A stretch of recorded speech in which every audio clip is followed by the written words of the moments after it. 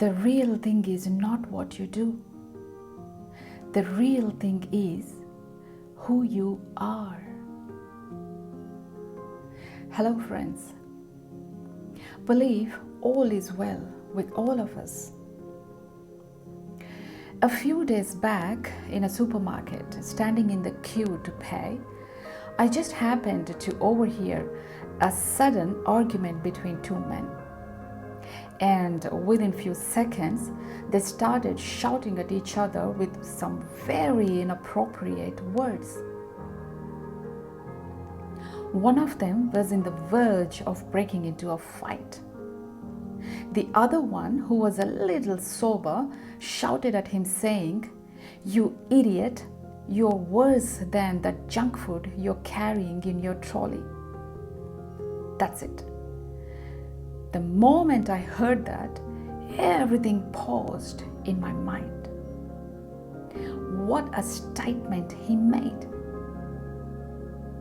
Agreed that neither of them were behaving correctly, but what struck me was that statement he made.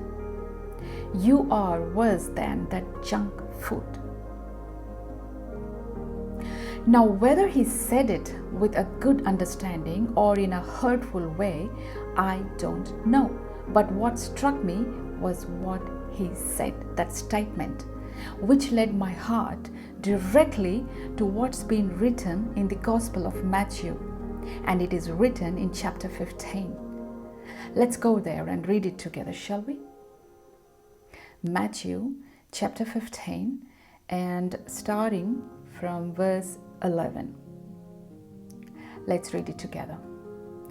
Jesus said, "It's not what goes into your mouth that defiles you. You are defiled by the words that come out of your mouth." Then Peter said to Jesus, "Explain to us the parable that says people aren't defiled by what they eat." "Don't you understand yet?" Jesus asked. "Anything you eat passes through the stomach and then goes into the sewer. But the words you speak come from the heart. That's what defiles you. For from the heart come evil thoughts, murder, adultery, all sexual immorality, theft, lying, and slander. These are what defile you. Eating with unwashed hands will never defile you. What comes out from you will defile you." That's what Jesus said. In the natural, this verse looks very paradoxical, and many times Christ's words sound very paradoxical, strange, and sometimes confusing if you're listening with your mind. Because Christ always talked about the inner world. In fact, the only thing he taught was about the inner world from which everything stems out. But we listen to him with our minds, which interprets in its own way. To each its own. Already there are so many do's and don'ts. Already there are so many rules and rituals. The bag is already very heavy to carry, and Jesus understands that very well. That's why he didn't bother to add any more to it. In fact, he removed all that unnecessary heavy weight from us and shifted our focus to that one thing that is needed, which could change everything we do, everything we say outwardly. Transform our being. That's what he taught. All Jesus was concerned and taught was about the inner character, inner being, the inner world, our being. He comes to the very core of our being. Jesus talks about the being. We listen to him, we bring our minds into it, and we go on interpreting as if he's talking about doing. We misunderstand as if he's talking about our surface activities, actions, what to do, what not to do, how not to do. Why bother so much? Why bother so much about the surface activities or coverings or your reputation? Reputation is for time. Character is for eternity, my friends. What is important is what we are inside. Because whatever you are on your inside, it is bound to come out. It will reflect what you are, and that could defile you, pollute you. What is coming out of us? Everything depends on who you are, not on what you do. If someone is harboring evilness inside his being, thinking wrong all the time, whatever he does will be a wrong deed.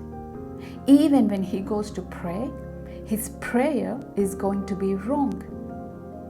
How can a prayer that's born out of a heart that has been deceiving everybody, stealing from others, lying to one's self, harming and hurting others with words, if not physically, how can such a prayer be right? How can a heart that has evil intentions offer a pure worship to God? It is impossible, friends. Where is the worship coming from? Where is the prayer coming from? It is coming from you. And if you are sick inside, your whole worship is going to be polluted, and your prayer is going to be sick.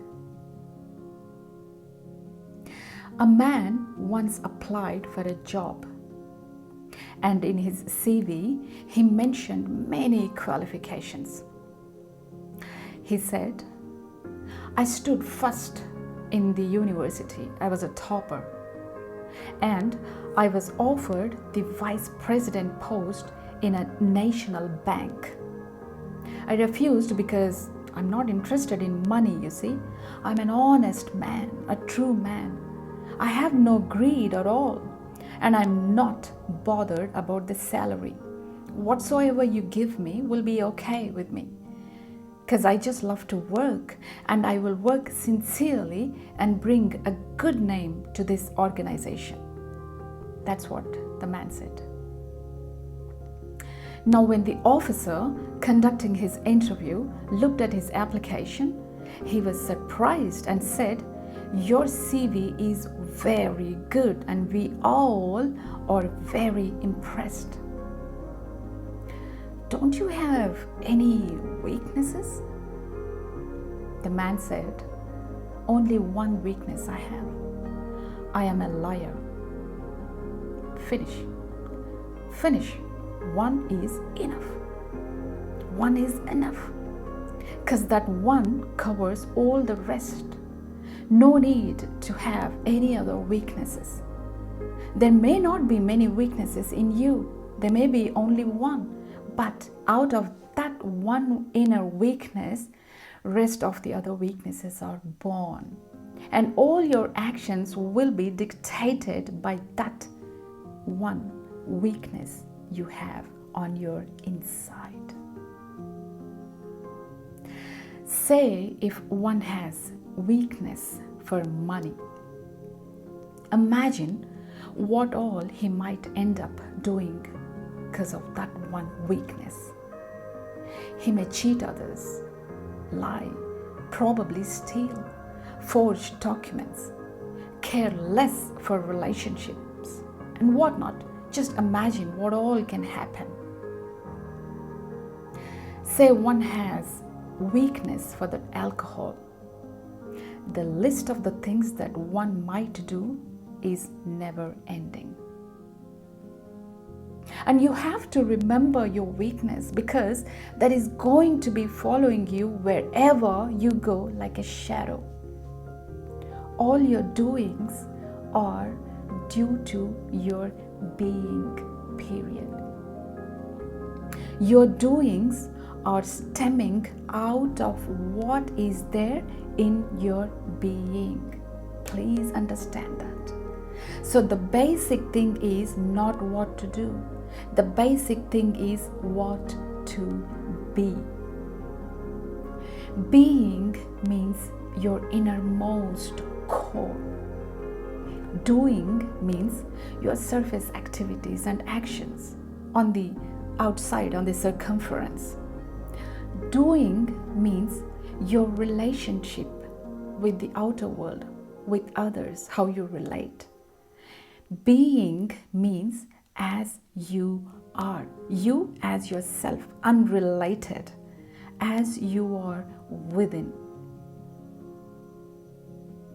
You can be without doing anything, but you cannot be without the being. Doing, in fact, is only an action. It is secondary, dispensable. You can remain inactive, not doing anything at all, totally inactive. But can you be without a being? Can you be without your inner being? No, impossible. So being is the essence. Jesus goes on talking about being, and we go on interpreting about doing.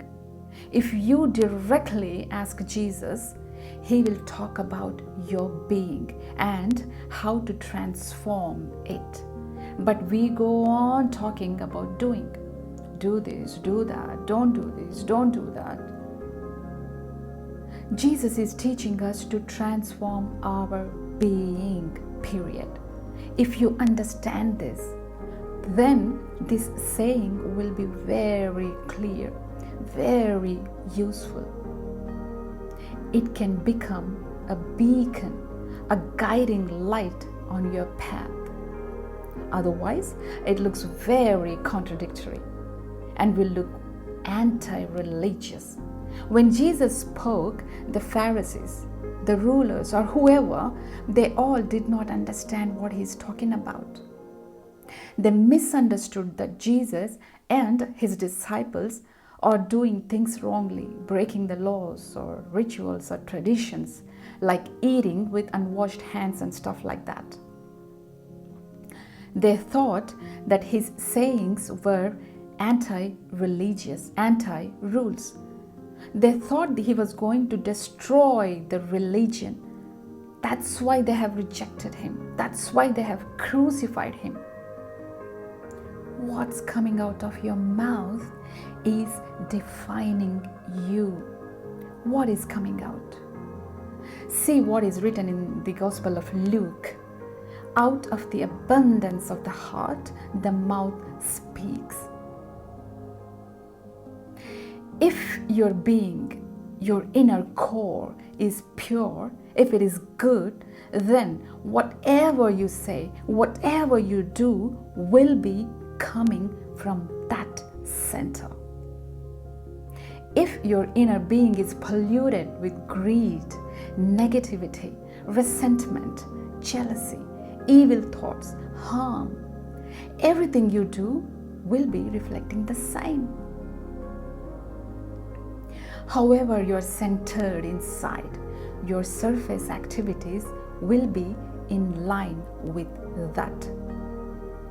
Jesus is saying what goes into you cannot defile you, because whatsoever goes into the body and get purged. If you're pure inside, centered in goodness and purity in your being, then nothing can go into you and pollute you. Your purity will remain absolute. Absolute. And whatsoever comes out of you carries your quality. the fragrance of your being, that shows something about you. If anger comes out of you, that shows that inside you are ill, you are sick. If hatred comes out of you, that means inside you are not whole. If love, if compassion, and if light comes out of you, that shows that wholeness, totality has been achieved. Christ likeness is attained. Don't focus on the actions. Focus on your being. Focus on your center. What are you inside truly? Don't manage and don't control your actions. If you do that, it will be a farce, a lie. Rather, transform your being. Let things come out of your being. Because the real thing is not what you do. The real thing is what you are. God bless.